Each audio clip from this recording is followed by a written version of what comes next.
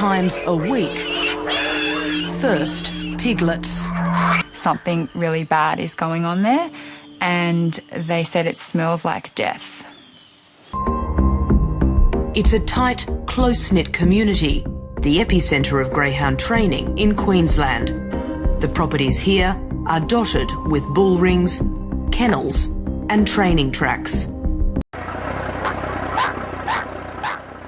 What was on those tapes? What was recorded? On the tapes was probably the most horrific cruelty that you would ever come across involving dogs. I'm Tony Donnelly. I'm the chairperson of Greyhound Adoptions WA. Well, the aim in our constitution is to save the lives of as many greyhounds as possible. Secondly, I suppose to do as much as possible about the image of greyhounds to the public. Yep, my name is Bethany and I volunteer for Greyhound Adoptions WA. What I do there at the moment is because I've just recently started. I've only been there a couple of months.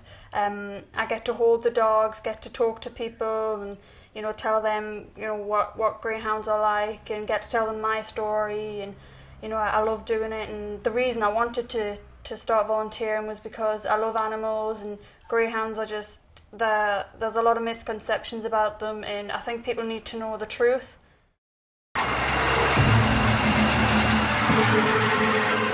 Each lap, 1 or 2 dogs are released to chase, grab, maul.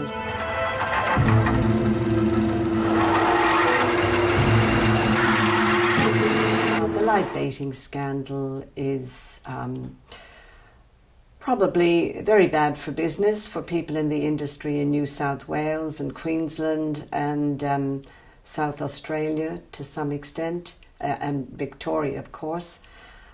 Our adoption rate skyrocketed, and that was very different for us, probably because WA wasn't involved in the live baiting.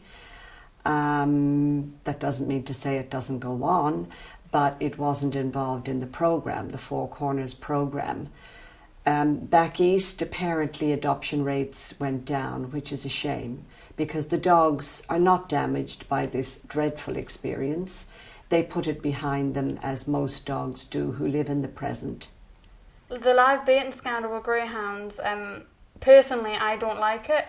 We don't know if our girl Teelin was live baited, but it doesn't seem to affect them much in terms of how gentle they are with people. Sometimes it makes them fearful, or they don't like little dogs or cats. But in general, it doesn't affect their nature, towards people, and they're just brilliant pets.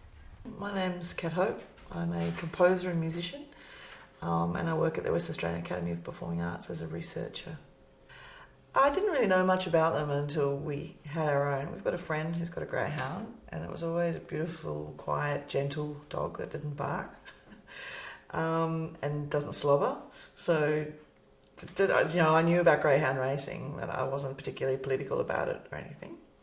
Now I know a lot more than I did before, because I guess I kind of found out about greyhounds once we adopted her, and when we decided to adopt one, we kind of tried to find out as much as we could.